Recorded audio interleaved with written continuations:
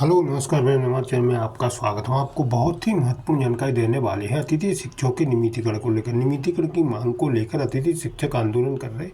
और उनका कहना है कि जो 50% आरक्षण दिया गया उससे अतिथि शिक्षक संतुष्ट नहीं है। जो खाली पद है उस पर नियमितीकरण किया जाए मध्य प्रदेश के अतिथि शिक्षकों का। इसको लेकर अतिथि शिक्षक विरोध भी जता रहे और शासन से मांग कर रहे कि इनको आरक्षण न दे के खाली पद है उन पर डायरेक्ट नियमित किया जाए या तो विभागीय परीक्षा ली जाए और नियमितीकरण किया जाए। मैं पूरी विस्तार से जानकारी देने वाला हूँ, लाइव वार्ता भी आपको सुनाने वाला हूँ। वीडियो बने रहे, वीडियो पूरा देखिए। वीडियो अच्छे लगे लाइक और चैनल को सब्सक्राइब बिल्कुल नहीं अपडेट पाने के लिए। मोहन यादव सरकार 1 साल में 1 लाख और 4 साल में 2.5 लाख सरकारी नौकरी देने की बात कर रही है, दावा कर रही है, वादे कर रही है।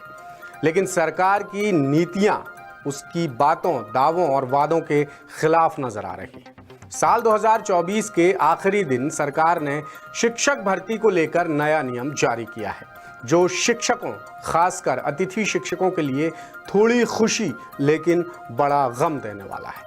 खुशी ये कि अब अतिथि शिक्षकों को शिक्षक भर्ती में खाली पदों पर 25% की जगह 50% आरक्षण मिलेगा, और गम ये कि अब अतिथियों की नौकरी स्थायी यानी परमानेंट नहीं होगी और पदों की संख्या भी पहले से कम हो जाएगी। नए भर्ती नियम 1 जनवरी हो जाएंगे। क्या है ये पूरा मामला, बता रहे हैं इंदौर से हमारे विशेष संवाददाता संजय गुप्ता।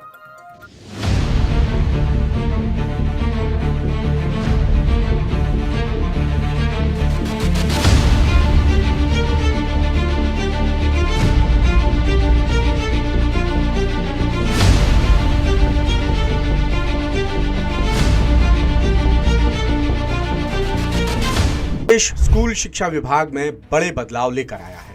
सरकार ने नया गजट नोटिफिकेशन जारी कर दिया है, जिसमें राज्य स्कूल शिक्षा सेवा शर्तों और भर्ती नियम 2018 की जानकारी दी गई है। बड़ी बात यह है कि इस बदलाव का सबसे ज्यादा असर प्रदेश के हजारों अतिथि शिक्षकों पर पड़ेगा। एक तरफ सरकार ने 25 की जगह 50% आरक्षण देकर अतिथियों को बड़ी खुशी दी है, तो दूसरी तरफ अब उनकी जॉब परमानेंट और पदों की संख्या भी कम की जाएगी। ये अतिथि शिक्षकों के लिए बड़ा गम है। भर्ती के नए नियम 1 जनवरी लागू होंगे। गजट नोटिफिकेशन के मुताबिक महिला शिक्षकों को पहले की तरह खाली पदों पर 50% आरक्षण मिलता रहेगा। भूतपूर्व सैनिकों को 10% पद दिए जाएंगे, लेकिन कृषि विभाग में उच्च माध्यमिक शिक्षकों के सारे पद यानी 100% पद सीधी भर्ती से ही भरे जाएंगे। गजट नोटिफिकेशन में यह भी स्पष्ट किया गया है कि अतिथि शिक्षक किन्हें माना जाएगा। अब यह जरूरी होगा कि उन्होंने कम से कम 3 शैक्षणिक सत्र और 200 दिन तक सरकारी स्कूलों में अतिथि शिक्षक के रूप में काम किया हो, और न्यूनतम 3 शैक्षणिक सत्र तभी माने जाएंगे जब प्रत्येक सत्र में कम से कम 30 दिन बतौर अतिथि शिक्षक सेवाएं दी हो। पहले 3 सत्र और हर सत्र में 30 दिन पढ़ाने की बाध्यता नहीं थी, तब सिर्फ 200 दिन का ही नियम था।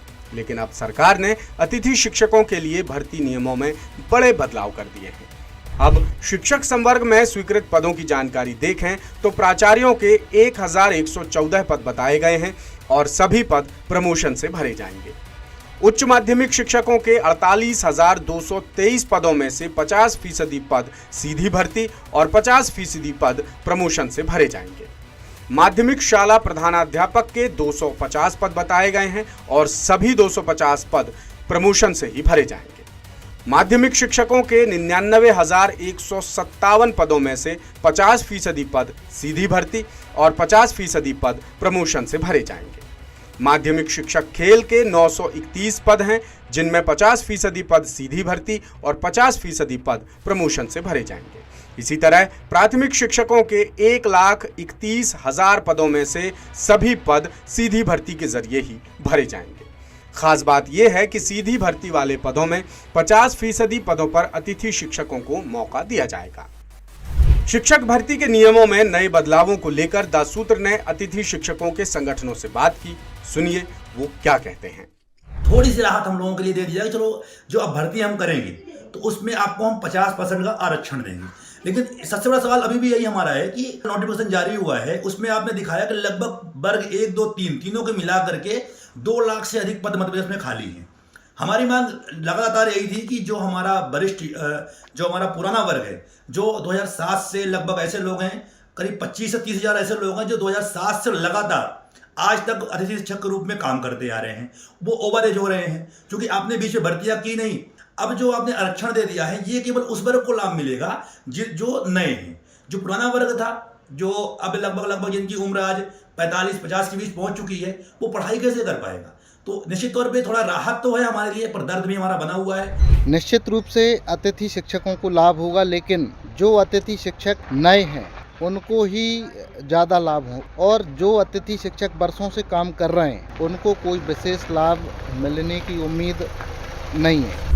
नए नियमों से सिर्फ नई भर्ती के अतिथि शिक्षकों को ही फायदा मिलेगा, जबकि पुराने अतिथियों का बड़ा नुकसान हो जाएगा। इधर उच्च माध्यमिक से लोक शिक्षण संचालनालय तक दंडवत यात्रा कर विरोध जता चुके हैं और अब वो नए तरीके से सरकार को मनाने की कोशिश करेंगे।